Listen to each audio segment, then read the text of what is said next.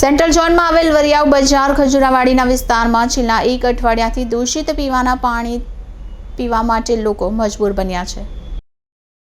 સપ્તાહ કરતાં પણ વધુ સમયથી દૂષિત પીવાના પાણીની સમસ્યાને કારણે સ્થાનિકો ત્રાહિમામ પોકારી ઉઠ્યા છે।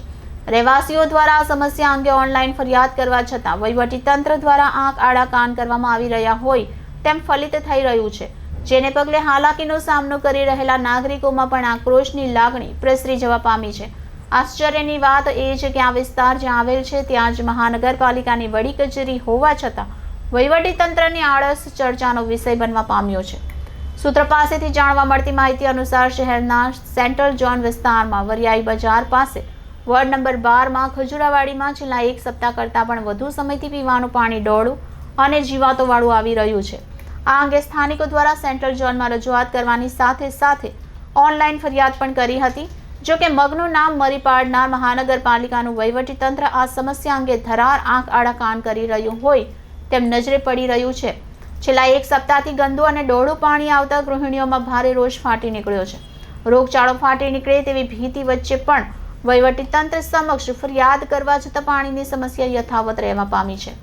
આ અંગે સ્થાનિક નાઝીમ પઠાણે જણાવ્યું હતું કે આ અંગે ઓનલાઈન ફરિયાદ કરવા છતાં તંત્ર દ્વારા હજી સુધી કોઈ કાયમી સમાધાન કરવામાં આવ્યું નથી। અગાઉ પણ આ પ્રકારની સમસ્યા સર્જાતા તંત્ર સમક્ષ ફરિયાદ કરવામાં આવી હતી, ત્યારે વધુ એક વખત આ સમસ્યાને કારણે સમગ્ર વિસ્તારના નાગરિકો હેરાનગતિનો સામનો કરી રહ્યા છે।